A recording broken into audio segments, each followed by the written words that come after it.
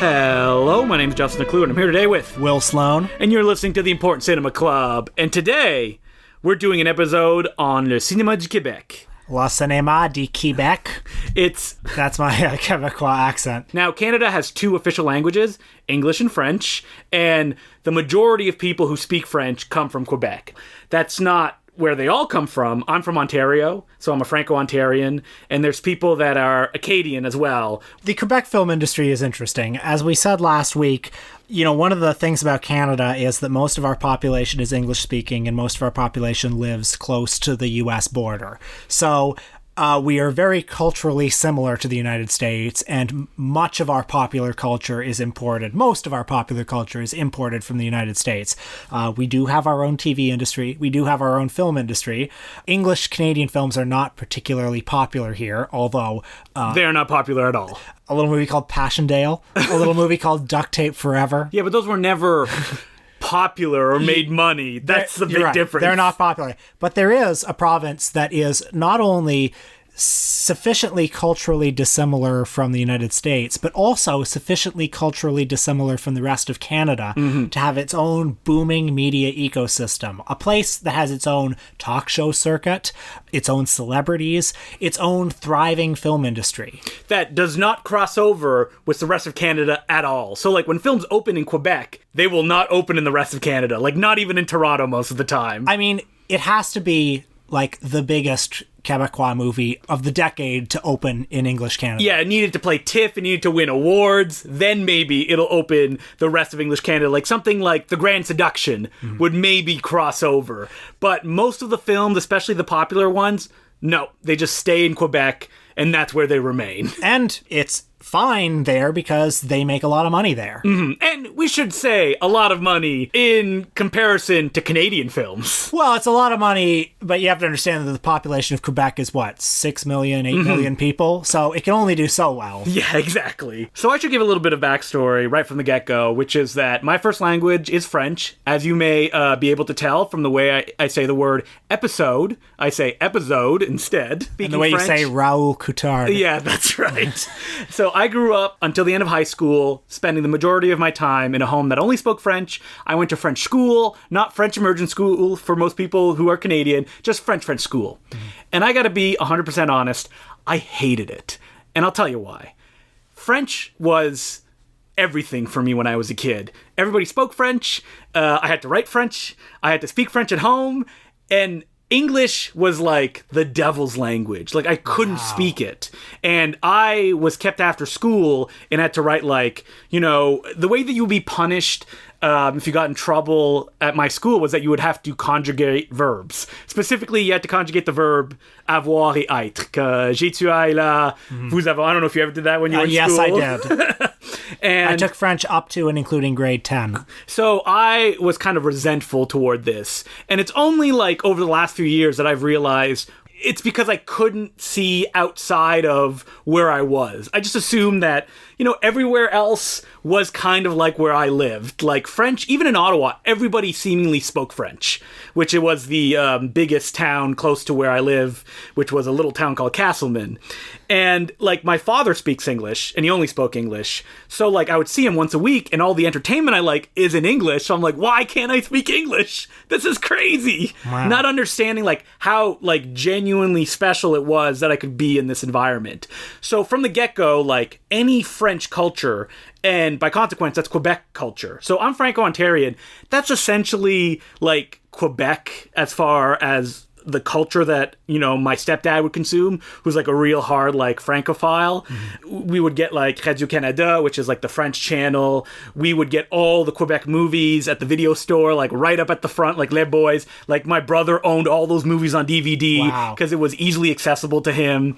And it was something that I disliked. So I just want to say that right off the top, which is that when I was growing up, that was the feeling I had toward a lot of these things. I like these English things and I don't have access to them, and I'm not even allowed to speak English in class. So I felt kind of repressed when really I was being given an insane opportunity. You mentioned how English was the devil's language, and there is still enormous tension, I think, between Quebec and English Canada.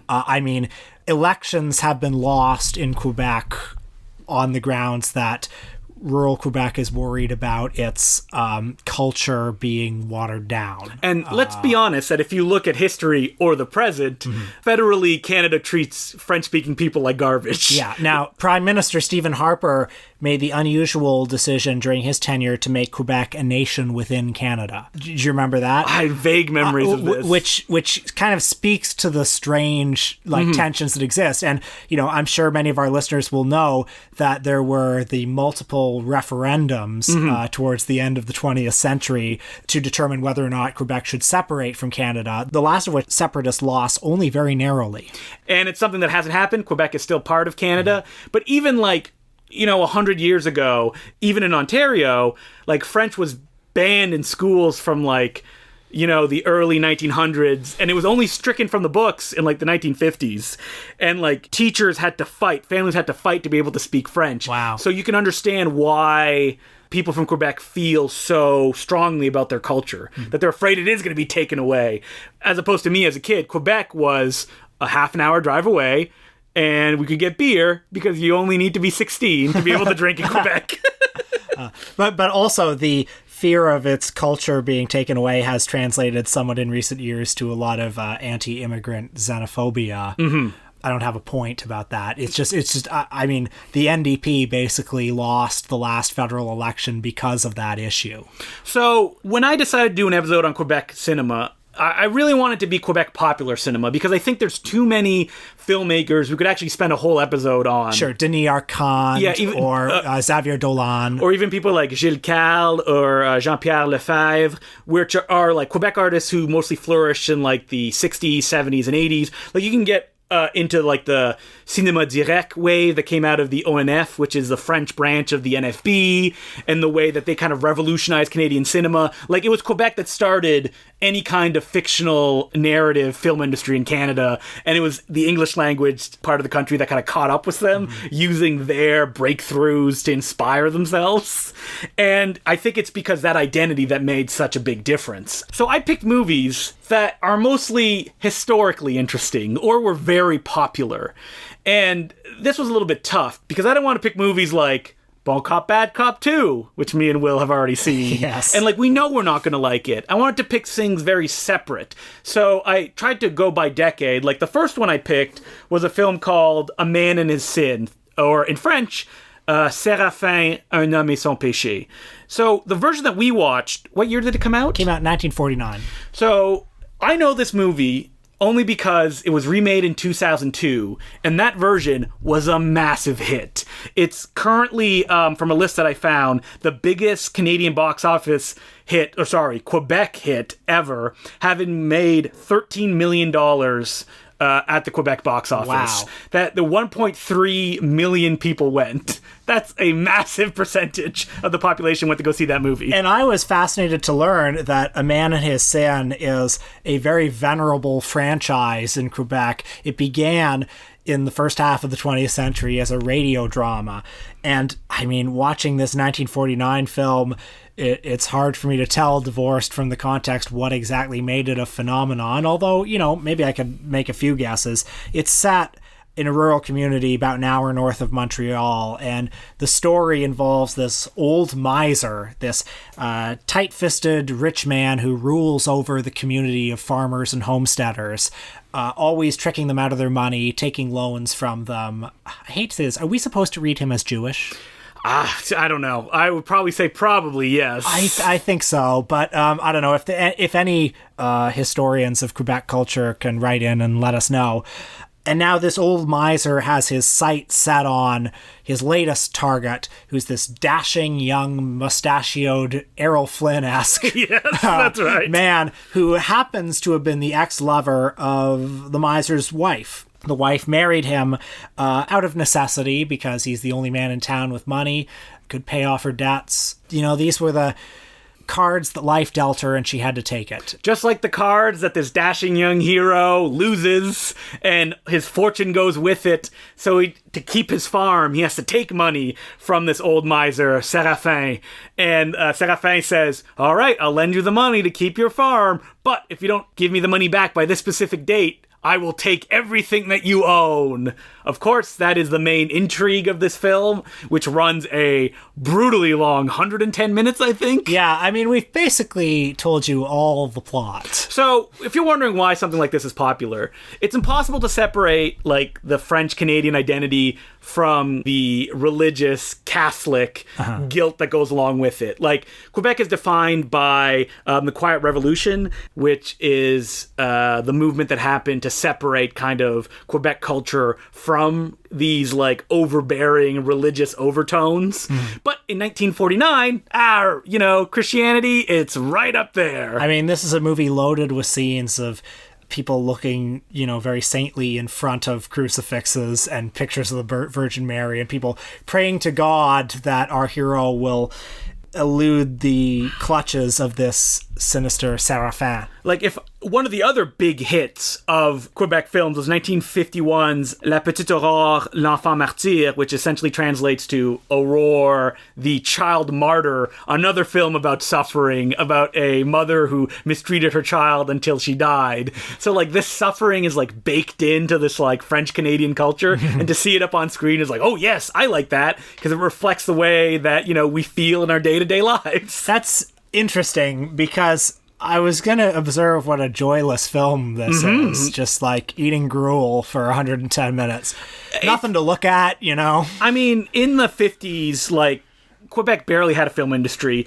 It collapsed in 1954, and in C.R.A.Z.Y, it's very stagey. It's not very showy. It's just like, here it is. I was actually shocked by the end of the film where there was a happy ending, and happy in terms of how much suffering can we give this character and still kind of like get them out there with a smile. Shall we spoil it? Why not? Nobody's no one's going to watch this. Our hero, of course, he loses everything to C.R.A.Z.Y, but in a way, has he lost everything? Because he has friends that tried to help him out. And a girl he's going to marry. C.R.A.Z.Y only has money. Yep. I was shocked that the hero didn't get his old flame back or anything like that. It was really about, like, this idea of a rural community not only coming together to help each other, but being able to go on and start anew with everything left behind. So I found the ending quite sweet, and I was glad that I stuck it out for it. In 1954, the Quebec film industry collapsed, and they had only made 19 films. Wow. Yeah.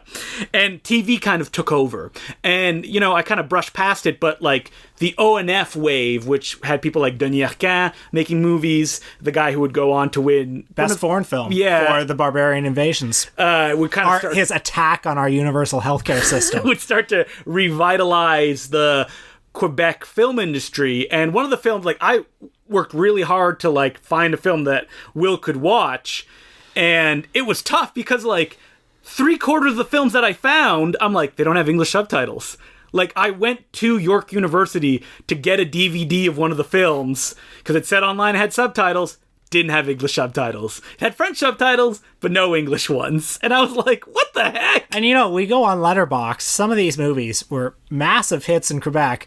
We were the only two people who watched them. Yeah, I was shocked that the movie that we watched, Bingo, which came out in 1974, had no reviews. Because this was a bit of a inflammatory film when it came out. It really angered, like, English film critics and some Quebec film critics because it was portraying a very specific angle on what the October Crisis was. For those who don't know the October Crisis, it's one of the kind of defining events of Canadian history.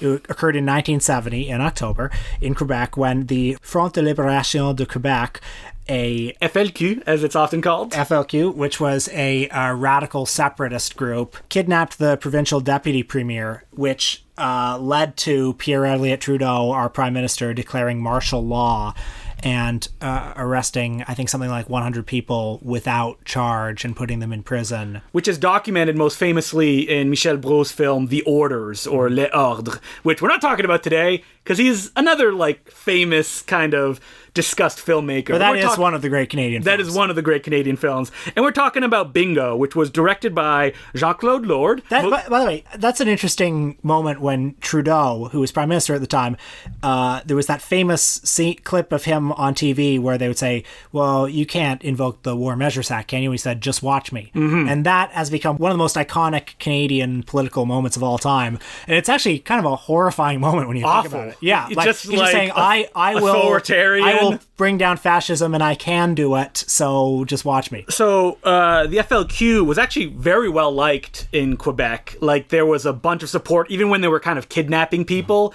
But when the FLQ killed the person that they kidnapped, which was the labor minister, Pierre Laporte, that turned the entire country against them. So this movie, Bingo, came out in 1974, just 4 years after the October Crisis, and I believe it was the first Canadian film to deal with the October Crisis, albeit in a somewhat oblique, disguised way. And I believe that's why people angrily called it an exploitation film, that it was exploiting this recent event that was still fresh in all these people's memories, in a way just to get, like, I don't want to say a thrill, because it's not like, you know, a Euro sleaze exploitation film or anything like that. In fact, it's fairly downbeat in its portrayal of this crisis. It frankly feels like a Hollywood thriller, like a good Hollywood thriller.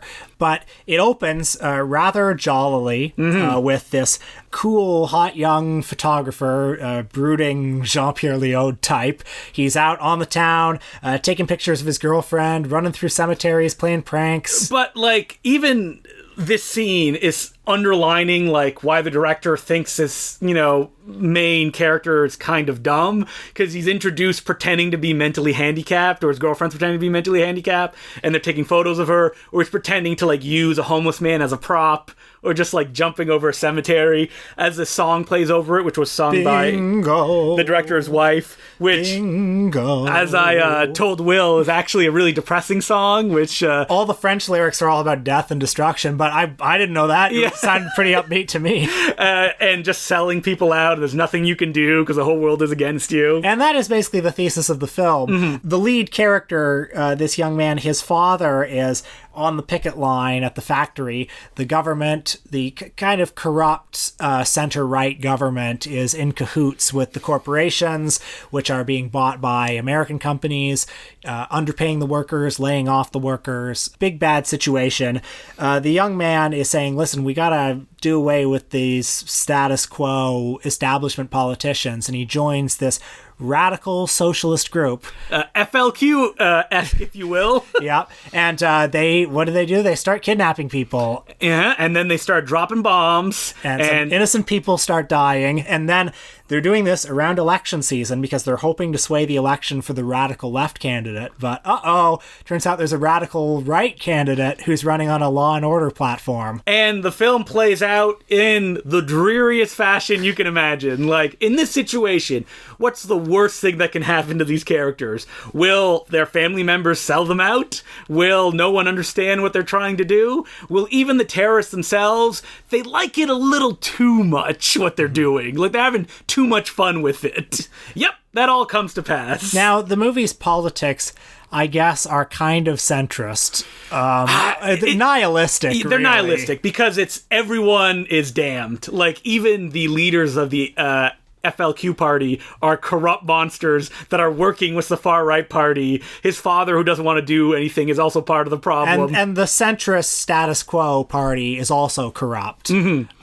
So basically what it's saying is you can't do anything. Yeah, even your grandma, who all she believes in is being able to win at bingo and having joy in her life from that, will sell you out because you just pissed her off a little bit too much. There's also that scene when one of the terrorist group members is saying to the other, they're basically talking about welfare, and they were saying, "Oh boy, we thought we were gonna lift people out of poverty, or we were gonna give them some money where there wouldn't be starvation wages, but turns out we gave them just enough to not seek out a job," which is just a straight up kind of right wing talking point. Yeah, so essentially everyone is corrupt and terrible, and you shouldn't continue living life because you'll just die in the end. So, I mean, despite all this, perhaps because I didn't go in with huge expectations, I found this movie pretty engrossing. I think this is a movie that I'm a little bit surprised that it's been completely forgotten by essentially everyone. It only came to me because I remember reading it in Canadian Encyclopedia or reading an essay from the time of its release, and people were really angry that it came out because, like, what are its politics? And the fact that it just kind of disappeared, and it was a hit when it came out too, which is why people were kind of incensed at its release. I mean, we are kind of looking at these movies as historical documents, and I can only assume that the movie was a hit, partly because this was the reaction that a lot of people had after the October crisis, like this frustration of what can you do? Nothing seems to work, and so they liked a movie that reflected this. But even like an audience going to see this, what you get out of it as you're coming out the doors would be anger, and that you do want to kind of do what that kid did, but try to go down the right path. Try not to kill anyone. Yeah, try not to kill anyone. Yeah. Because the film at the end of the day is like, yeah, big business and politics are corrupt and it's awful.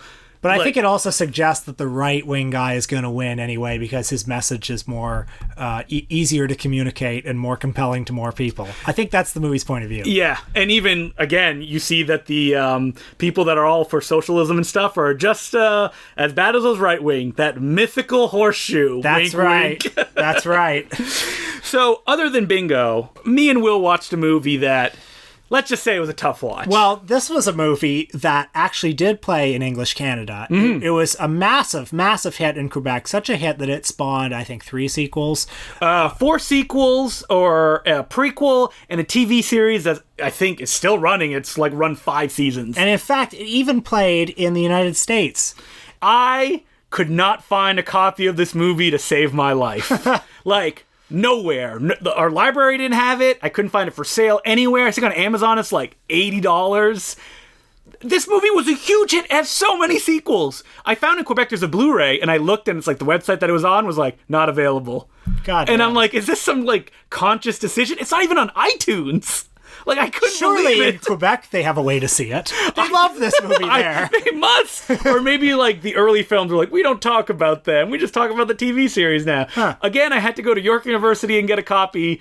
And unfortunately, Will had to experience something that I was like, maybe we shouldn't do this episode. Because on the DVD, it only had French and an English dubbed version. So I watched this movie, which the title we will reveal shortly, but I watched it dubbed, and honestly, I was okay with it. Because, look, it's not like we're watching the 400 Blows dubbed or something. It's a piece of shit, so fine. We watched Les Boys, or The Boys, Les Boys are back in town. Boys. Is that song in the movie? No, it should be. Yeah, the budget was probably a little tight for that. The titular boys are a group of, 30-something, perhaps even 40-something Canadian men who play hockey on the weekend. They're weekend warriors. They're cool alphas. Some of them are climbing the corporate ladder in real life. Most of them have wives that they neglect. They like nothing more than getting the old stick on the ice and then going out to the local tavern for a drink and some manly conversation after. And so this film was omnipresent when I was a kid because it was so popular, and I had a stepbrother who loved hockey, so by consequence he loved Les Boys. And this is not a satirical film by any stretch of the imagination. Well, it's a comedy. It is. It's also, sitting down and watching it for this podcast, a bafflingly structured comedy. The first hour takes place over one night. That seems endless. Did you notice that? That it was just it just went on and on. Oh, I felt that. And you're introduced to all these 40-year-old characters who are just big old goofballs who, I don't know if they swore in the English dub, but in the French dub they're swearing all the time. They're just sexist and just kind of dumb. So this film is just your normal underdog sports movie done in the most laziest, laissez-faire attitude. Well, there's a guy who owes money to the mob. Yeah, and so they have to play a game and beat these hockey enforcers or else they'll lose their bar. This reminded me of when I was a reporter at the Woolwich Observer, and I would have to go to hockey games every weekend, and I would take pictures of them and I would write about them. And what I remember were the old guys who would watch these junior B hockey games screaming at the top of their lungs. The players were 16, 17, and anytime they had a fight, these old guys would kick his ass, kick his ass. If there was blood on the ice, they loved it. That culture I don't much like the game, and that culture adds to my visceral distaste for hockey as a phenomenon. This is not only a thematically ugly movie, it's also like an ugly looking movie. Oh, yeah. It looks like the color of piss. So I think this is one of the reasons why it was probably popular, because when I see this shitty looking arena and I see these shitty looking pubs where they drank. Well, the viewers see themselves. I was in arenas like that. I've been in pubs like that. And Quebec, because its culture is so specific, to see it portrayed on screen, I think it is important for people in a way that, like, Canadians, if Canada was shown on screen in a day-to-day way, I think Canadians would respond to that as well. But producers of those films are like, oh no, we're too scared. We don't want to do it. It takes place in America Town. Yeah. And so Les Boys is a movie that, because you see this, and it's such a pure kind of like working class way without any pretension. This is a film that, like, the ending, they just win for some reason. Sure. There's no payoff or anything. The film's almost 2 hours long. Oh my God. And like, that's why it's so popular. Yeah. And I mean, when you're talking about Quebec popular cinema, like, there's a reason that Les Boys, even the name right there, like Les Boys, right? By taking away the and just putting the French les, like, it makes it theirs. I couldn't tell these characters apart. No, there was like, even though you spend so long with them, there's God. the secretly gay one. Yeah. There's Patrick Huard. Patrick Huard, the kind of Tom Hanks of Quebec. Yeah. He was in Starbuck, which was the movie that became the basis for Delivery Man. Mm-hmm. I believe he was also in Mommy, wasn't he? Yes, he was. Yeah. Delivery Man, the Vince Vaughn film, was one of the rare examples of a Quebec filmmaker also directing the remake that nobody cared about. That was the film where Vince Vaughn fathers like 100 children, which I too donor. have done. Because he's a sperm donor, yeah. I actually like the original version of Starbuck, but maybe it's a lost in translation kind of thing. But yeah, he's one of Les Boys. Yeah, he is. I mean, if this were a bar, I would leave it. But, Yep. many... It's a movie not for you, or me. It's not for me. And many people chose to return to Les Boys for the subsequent sequels. And it was a movie that really needed to be discussed on this show because, there's something in its musty aroma that I recognize as Canadian. So we've pretty much reached the end of the movies that we watched. I tried to get Will to watch The Peanut Butter Solution, which I know you didn't have time. I ran out of time. Which is part of a wave of French-Canadian films that were made in Quebec. A lot of them were shot in English, called it's Les Contes pour tous in French, which is essentially like fairy tales for everyone. And they were these bizarre, almost, if you ever seen like an MST3K Russian fairy tale, oh yeah, like that, but set in modern day Quebec. And like The Peanut Butter Solution is about a young kid who sees something so horrifying that all of his hair falls out, and then a ghost tells him to make a magic solution made of peanut butter that he puts on his head, and his hair grows back, but it won't stop growing. And then he gets captured by a teacher and forced to make his hair into magic paintbrushes by the other kids. It also involves one of the kids putting the magic hair growing solution on his crotch, and his crotch hair won't keep growing. It's baffling. And it's a film that I watched 100 times in elementary school. The Peanut Butter Solution is a film that is fondly recalled by, I think, most people in this country age 40 to 45. And I think it's because, well, I'm not 40. I know you're not, but a lot of people in that age group love it. I think it's because that, I don't know what deal was struck by the people behind this movie, but every French-speaking school in Canada got a copy of it, so a teacher would just pop it on to pass the time, and that's why everybody has fond memories of this picture. Maybe we'll do a Patreon episode of it, because I think it is really important when it comes to like Canadian cinema.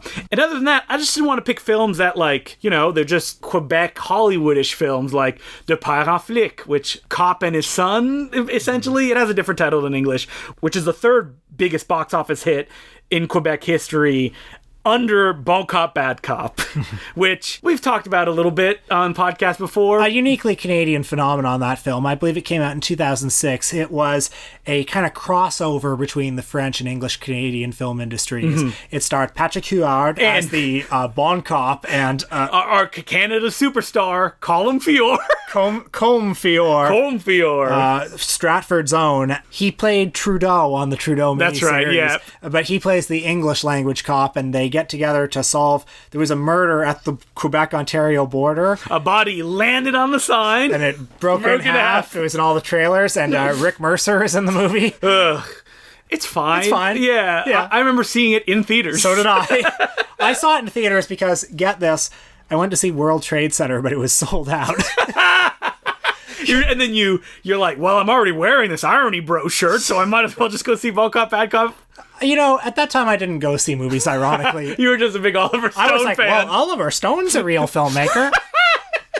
But we should say that, like, to just look at, like, the Canadian film industry, Bad Cop, Bad Cop, one of the biggest Canadian films ever. Mm-hmm. A sequel doesn't appear until a few years ago, so there was like an insane 10-year gap. Yeah, it's like, what are you guys doing? Justin and I went to see Bon Cop, Bad Cop 2 together at the Rainbow Market Square in Toronto. It was a true grindhouse experience. There were people in the audience who were like talking to themselves, and just a strange atmosphere in the theater. And a terrible film, by the way. Oh, Bon Cop, Bad Cop 2 is awful. And like, other than that, looking at this like box office, it's the expected films: The Grand Seduction, The Barbarian Invasion, another version of Arar, the Martyr Child, which came out in 2005. Mm-hmm. Quebec still loves their suffering. De Parents Flic 2, The Boys 4, Elvis Gratton 2, which I could talk about a little bit. I wanted Will to watch Elvis Gratton, which was a film that was omnipresent when I was a kid, because it was the film where there was a dumb guy who swore and was racist and did a bunch of tense-rate Mr. Bean style slapstick.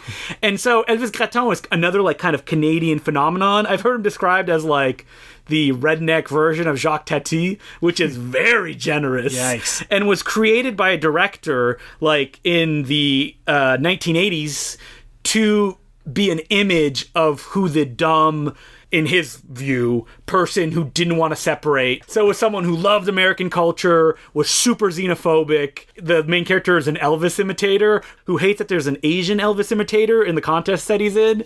He goes to like a foreign country and acts like an ugly American, aka ugly Quebecer. But what's interesting about the Elvis Gratton phenomenon is that the film, as it goes along, especially the first one, it goes from like this kind of like ridicule of this person to him doing all this goofy slapstick. So by the time the second one came out, people my age, when I was a kid in like, I guess 95, they just liked the character. This separatist message did not like come to them. It was just like, he says stuff like tabarnak, esti calice. I love it so much. For if people don't know how Quebec swears work, or French-Canadian swears, it's just the names of things that are in the church, and those are the worst swears that you can say. Wow. So like calice, chalice. I hope we have some 8-year-old listeners who can use this on the schoolyard. Tabarnak, the tabernacle, that's all it is, and you just string them all in one go, and that's how you swear in French-Canadian. And, you know, it's just the obvious stuff if I'm looking at this list. It has Maurice Richard and a whole bunch of other comedy stuff.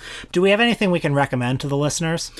Again, like I said, it's probably a whole other episode. Like, I would recommend the films of Gilles Cal, who doesn't get talked about at all when you're talking about kind of Canadian film, unless you're, like, really into it. He made a film called La vraie nature de Bernadette. It's The True Nature of Bernadette, which is a film I would highly recommend. It's almost like Buñuelian surrealism about a woman who goes from the big city life to the small town life and tries to just be amicable. And this goes into, like, crazy ways to the point that like she's sleeping with most of the town and then they think she's a saint of some kind and she can create miracles. Gilles Cal was like a master of creating these scenarios that like are almost like goofy or genre stuff and then kind of turning them to pitch nihilist blackness by the end. Like, I don't remember if we talked about this on the Canadian episode that we did, but like Canadian cinema and fiction is defined by like depression and losing and failing and having sex with animals. That's right. Any kind of weird sex stuff, pedophilia. It's in all of our literature. But it's mostly defined by failure. And so like when you go in movies, especially the popular Canadian ones, just be ready for that. Mm-hmm. Looking at this list, Crazy is really good. That was like a big Quebec hit about the coming of age of a young gay man. Jean-Marc Vallée's breakthrough film. Mm-hmm. Jean-Marc Vallée being the director of such hits as Big Little Lies. Big Little Lies, and that's also right. David Davidson's favorite director. David Davidson being the editor of Toronto Film Review. Yep. Which is a very detailed look into Canadian cinema and just cinema in general. With lots of exhaustive Jean-Marc Vallée coverage. Another recommendation I would make is from a director called Jean-Pierre Lefebvre, who's someone I really need to explore more. He's essentially the kind of like French-Canadian Godard. He was very experimental, but he made a lot of feature films. And Le Vieux Pays où Rimbaud est mort, it translates to the old country where Rimbaud died. Came out in 1977, is about a French-Canadian who goes to France to find his roots and finds there's like a big separation between both of them. And that film stars an actor named Marcel Sabourin. And it's a very playful kind of like in that Godardian style where the kind of rules of the film can be broken, but it's also like very moving and funny at the same time. So check that one out. And on that actor, he also stars in a film called G.A. Martin, Photographer, or in French, it's G.A. Martin, Photographe, which was a big NFB hit, which is about a photographer at the dawn of the kind of medium who goes out with his wife in the countryside for his annual trip where he goes and photographs weddings. It is pretty much the quintessential Canadian film in the sense that it's like very leisurely, you take in the sights, there's no real kind of dramatic arc, but it's very subversive in the way it builds until the climax finally hits you. So check out those movies, and make sure to check out a site called Elephant, Memories of Quebec Cinema, which is about 10 years ago, a private institution decided to start a company that would take Quebec films, remaster them, and release them on iTunes or other platforms, completely like from the negative, perfect, and you can buy them or rent them for a few bucks, and most of them have subtitles. And they've done I think they've done almost 500 films over the years. And that's why, we were able to watch C.R.A.Z.Y. and we were able to watch Bingo with thanks to being able to rent copies of those films on the Elephant platform from places like iTunes. Mm-hmm. So check that out. Even browse the website. They have a lot of Quebec films up, and they have a lot of contextualizing information as well, which the rest of English-speaking Canadian cinema doesn't have any of. Well, that's because nobody wants to watch those movies. I do. That's right. And I'm going to force everybody else to watch them as well. Other than that, like looking at this list, I feel like, The Grand Seduction is fine. There was a Canadian remake in English 10 years after the fact. By Don McKellar. That's right. And one of the other Canadian, starring everyone's favorite leading man from John Carter and Peter Berg's Battleship. Yeah, was it Taylor Kitsch? That's right. And other than that, I'll get back to Quebec films. It's something that I really want to discover a lot more of, even though that I am stuck in that weird middle ground where technically when people learn that I'm French-Canadian, they're like, oh, are you from Montreal? I'm like, no, I'm not from Montreal. Even though growing up, I was essentially in a small Quebec town that was not in Quebec. So if they separate, we've still got you. Yeah. Well, I don't know. It'll have to happen, and then we'll have to make that decision. Well, it's time to separate this part of the podcast from the rest of the podcast. What a transition. And let's go to the letter section. Justin, do we have any letters? Our first letter goes, Hi, Will and Justin. I just wanted to send an email to say that I really appreciate the episodes where you do a subject off the beaten track. Well, I hope you're listening to this one. You often mention that when you do a director or star that is not as famous as Tom Cruise or Christopher Nolan, you get far less downloads. Personally, I really appreciate when you've done stuff on people I never heard of, Bill Gunn, Lizzie Borden, or art house stuff I haven't gotten around to, Fassbender, Chantal Akerman. My favorite, though, are when you express your love of obscure and weird Canadian cinema. Hey. I'm particularly obsessed with forgotten or disreputable movies from my homeland of the UK, and the passion and cultural context you bring to some old Canadian movies no one has seen is always great to listen to, and it resonates with me in exactly the same way I like DTV Danny Dyer movies. I know who that is. I don't. If, though, I could suggest a topic that you should totally do an episode on which no one will listen to, it is Albert Pune. He's an auteur who never stopped working, even if he never caught a break, and his films are always memorable even when they fail. Plus, he's someone that there's not much in the way of appreciation of.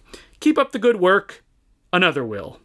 Well, someone may have written an article called I think it's Albert Pune is a good director. Great director. Yeah, and the author of that is Justin the Glue. You have written to the right place because one of us is one of the world's foremost Albert Pune super fans. This guy. And I like him. Yeah. I mean, I don't love him or anything, but he's somebody who I would like to investigate more because the movies of his I've seen have always had some glimmer of fun to them. I'm fascinated by his career, at how prolific he could be, how he could work in what seems like one genre, which is the cyborg action film, but really make stuff across the spectrum. And the fact that he was actually a minority filmmaker as well, and being able to work this much is something very rare to be seen in North American cinema history. And now he has multiple sclerosis and he's still directing films. Like, he's a guy who just needs to keep making movies. I think that when I learned that he pulled a Jess Franco-like move and he had a few extra days after filming a certain movie and he shot something in 3 days, I think the movie was called Deceit. I'm like, I love this guy. He's right on my alley. And I think that people calling him stuff like, you know, the modern day Ed Wood has really hurt him personally, like his feelings as well, because he talks very kind of low of his work. He has very little, I mean, I'm sure he likes it, but I feel like all those barbs have kind of like dug into him. You know where it really comes from is from one movie in particular, and it's Captain America. Yeah. Which was the Captain America that you probably saw at the video store in the 90s, and you've probably seen on late night TV. The shitty one, starring J.D. Salinger's son. Matt Salinger, I believe. Yes. I mean, it's more fun than its reputation would suggest. It's fun in kind of a cheesy way. But it is also a film where Captain America's riding in a car and goes, "Oh, my stomach hurts! Stop the car!" And then he gets out of the car and the driver follows him. And he goes, "Are you okay?" And then Captain America goes, "Ha ha!" and runs, jumps in the car, and then drives off. His suit also looks shitty. Yeah, it does. The Red Skull looks cool at the beginning. Yeah, Captain America, one of the few movies I saw as a child that I didn't like. Wow. And I saw it again probably 5 years ago, and I couldn't believe that it was all set in Europe. If I had to Captain America. If I had to suggest some, well, he went to go fight those Nazis out in Europe. Okay, there are 3 countries Captain America can be. He can be in Russia, he can be in Germany, he can be in America. I don't want to see him in another country. I think he's in Switzerland or something like that in the movie. Bullshit. Switzerland. But if you listen to like Albert Pune talk, Albert Pune also being most famous for Jean-Claude Van Damme Cyborg. Yes. Beautiful film. Is that like he's very like serious about his movies. Like he talks about in Captain America that they built the sidewalks in the beginning flashback sequences with Steve Rogers slanted so Steve Rogers would look smaller than everybody else, so he could stand on like a lower, so he looked weak before he became Captain America. And no one thinks about that when they think of his film. They just think how cheap, trashy they were, and that he was working in disreputable genres who had almost no money. My biggest used bookstore regret of all time was at a Second Look bookstore in Kitchener, Ontario, where they had his director's cut of Captain America on DVD. I mean, I have the director's cut of Captain America on DVD. I can give it to you if you want. Well, please do. Yep. But I want to have it that's just mine. Yeah, I know. But because he released those movies himself. Yeah. And you can't get them anymore. To find.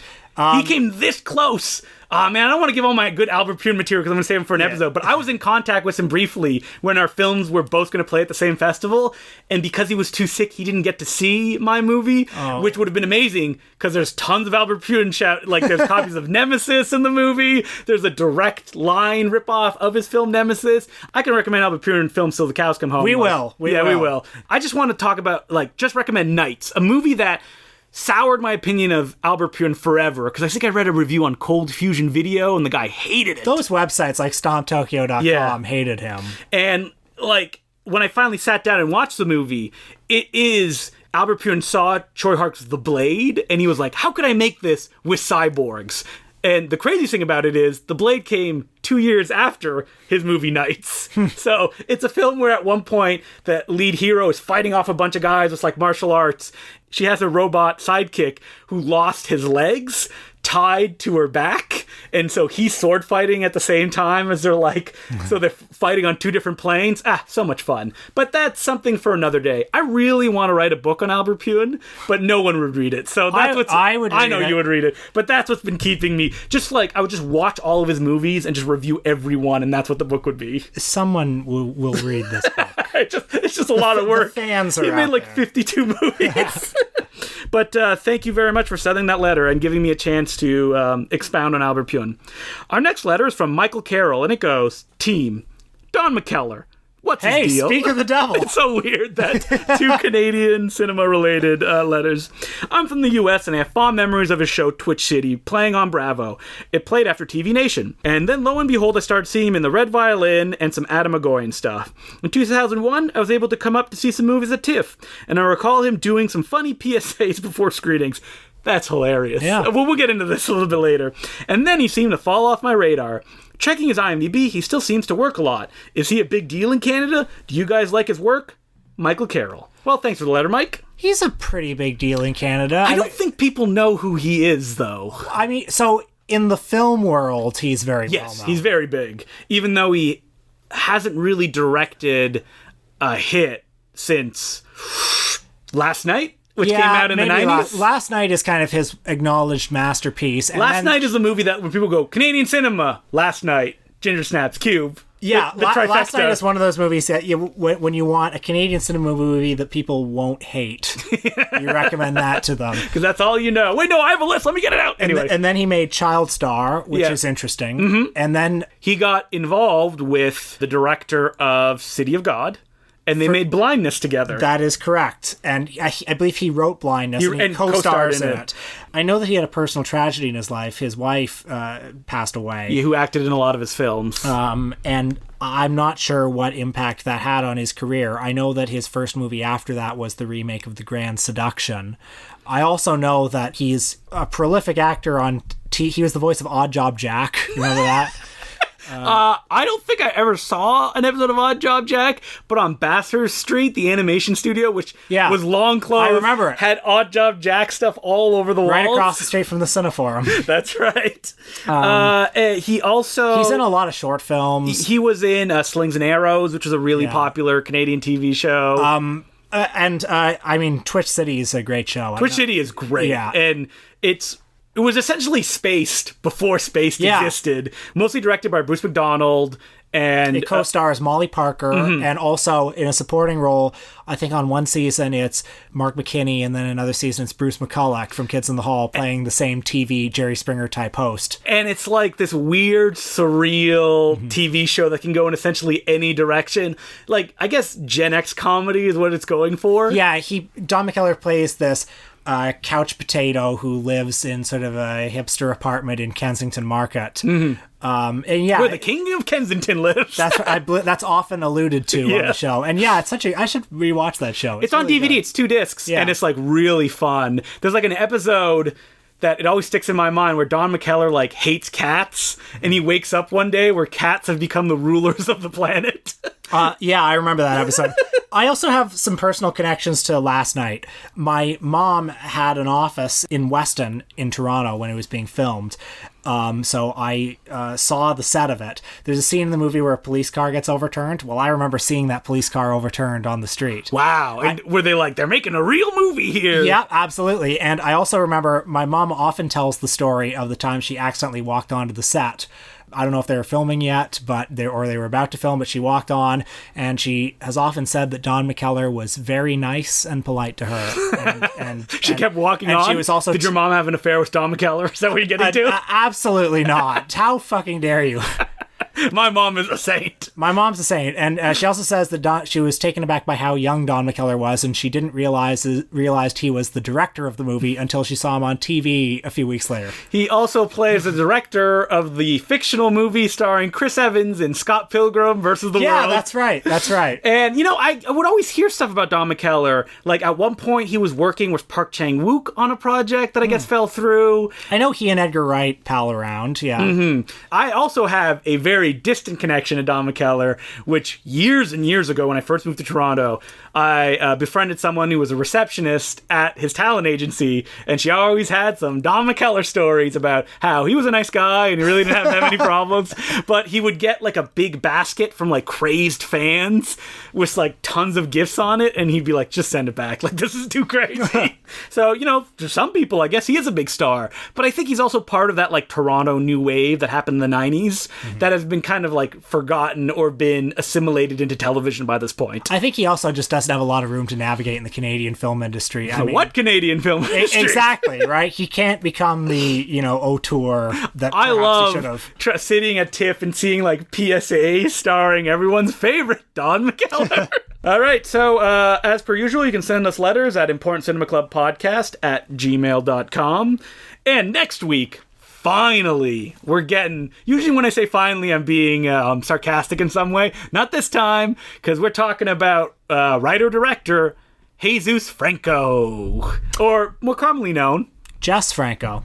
Who is Jess Franco, Will? Jess Franco is the king of Spanish exploitation cinema. Directed, 200 movies, maybe more, maybe less. A lot of movies. Movies like Vampiros Lesbos. Female vampire. Eugenie de Sade. She killed in ecstasy. How to Seduce a Virgin. We're going to play this game until we run out. Yeah. Venus in Furs. Count Dracula. Necronomicon. The Awful Dr. Orloff. The Sadistic Baron von Klaus. Night Has 1,000 Desires. Hot Nights of Linda. Man, Succubus. We could just make this game. Succubus is also the name of Necronomicon. You lose!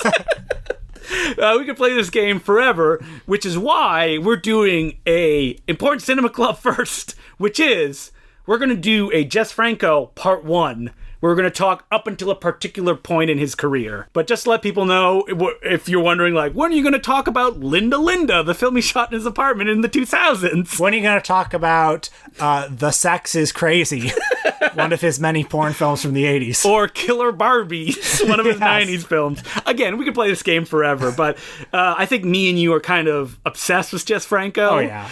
So I think it's going to be a lot of fun, and I think we decided on Vampiros Lesbos, The Awful Dr. Orloff, and Justine, that's right. I think those were the three, and we may watch a few more if we have the time, but I think that gives a very varied look of his early career. And our Patreon this week, it's essentially a whole other episode, because we talked for a while about Mr. Robert Zemeckis. We revisited his film Who Framed Roger Rabbit. Does it hold up? Well, you're going to have to listen to find out. And also some hot, late-breaking insights on his blockbuster new film, Welcome to Marwen.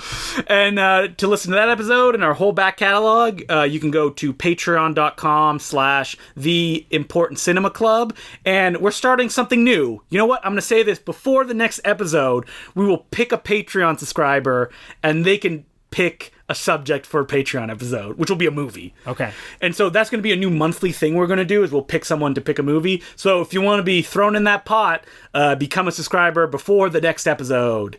And I want to get 200 subscribers before the end of January. How will that happen? That's 20 away. That's not that much, right? So what are we going to do?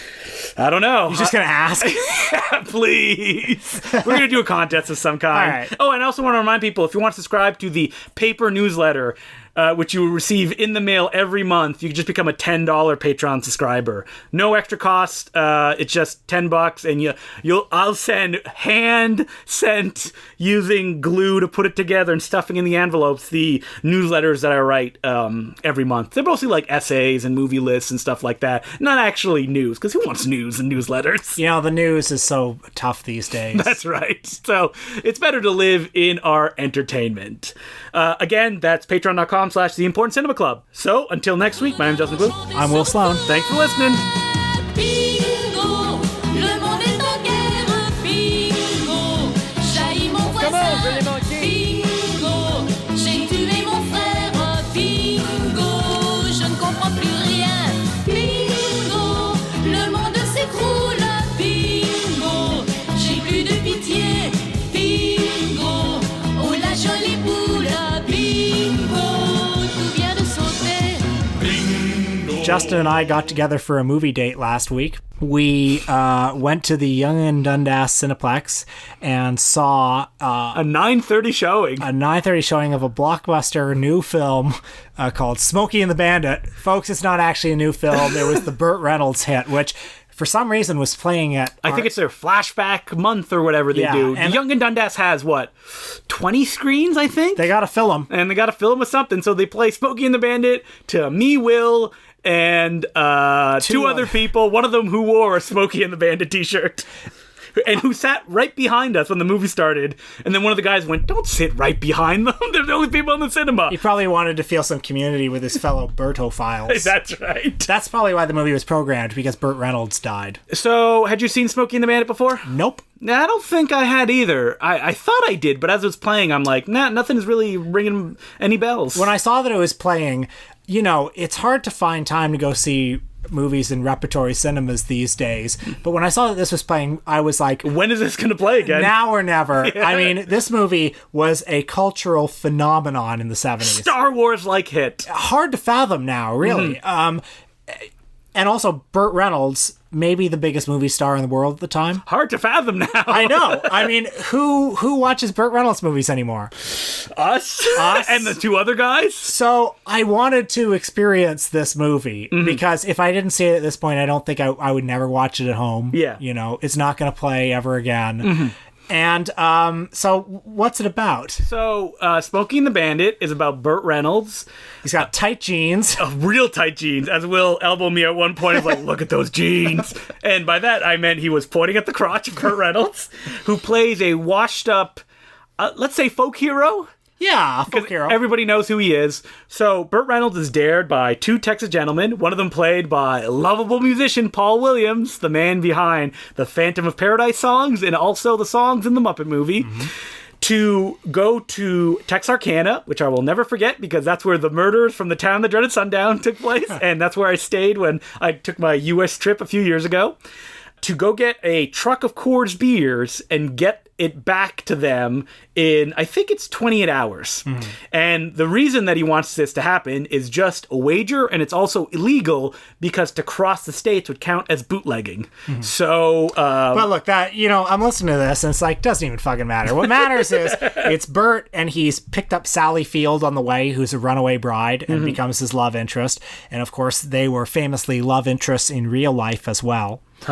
Until he broke her heart. Oh. I know, it's very sad because they have such chemistry here, and it's so pure and so lovely. And Burt Reynolds is also teamed up with his best friend, Western singer Jerry Reed, who is driving the truck, and Burt Reynolds is essentially, he says he's a breaker, which he drives in front of the truck in a sleek car, and so fast that he will distract the police, who will then chase him, and then he can lose them so they won't bother the truck. He's a true outlaw, and the movie has a real fuck the police message, you know? The police, in this case, portrayed by Jackie Gleason. Jackie Gleason at his most corpulent. His most, as Will said, Yosemite Sam-ish. Yeah, because Burt Reynolds is obviously Bugs Bunny in this scenario. And Jackie Gleason, you know, as Buford T. Justice, really plays it to the hilt. Just full on, like Orson Welles in Touch of Evil. There's a scene where he sits beside Burt Reynolds in a diner, and Jackie Gleason doesn't know that Burt Reynolds is the bandit, and Gleason just tears into a sandwich. Like, he is chewing the scenery, literally and figuratively, as he's like licking his lips, just stuffing it in there. I was like laughing so hard when that was happening. I think, Jackie Gleason, it's insane. Okay, one of my favorite pieces of film knowledge ever. Yep. You know what I'm going to say. I know what you're going to say. It's the fact that Smokey and the Bandit 3, they couldn't get Burt Reynolds back, so their idea was to have Jackie Gleason play both Buford T. Justice and the Bandit, and they shot the whole movie. They released a trailer where Jackie Gleason was in front of an American flag, and he says, "To beat the Bandit, I am going to become my greatest enemy," and it was going to be called Smokey is the Bandit 3. And apparently it just tested so poorly that they took it and they reshot the whole thing, and they just got Jerry Reed back.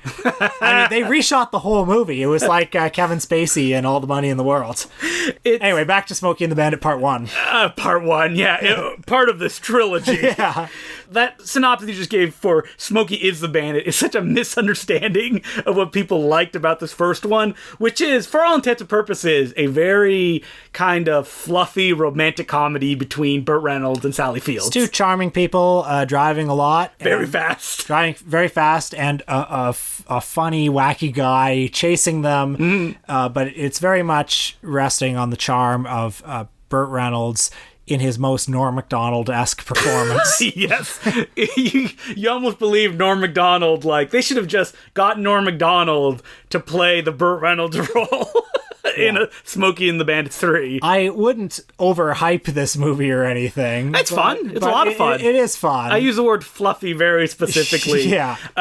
It's a romantic comedy that, like, the thing that stood out the most to me is that, like, all the discussion scenes happen with the cars zooming down the road, and that gives it, like, a different flavor than most romantic comedies have. There's always something to look at. It's very propulsive. And there's, like, a ticking clock, and Hal Needham, who directed it, you know, started as a stuntman, so that's his, like, favorite thing to do, to flip cars and just have fun. It's a movie that, like, is so disinterested in its own plot line that at the end it's like, I guess we're gonna go do it again, let's go, vroom, and they just drive off. So, I'm glad that I saw it. Yeah, I understand Burt Reynolds more now. Heck, I even understand Jackie Gleason more now. Yeah. And now, if we could only find that Day the Clown cried of Smokey and the Bandit films, Smokey is the Bandit. That is my new holy grail.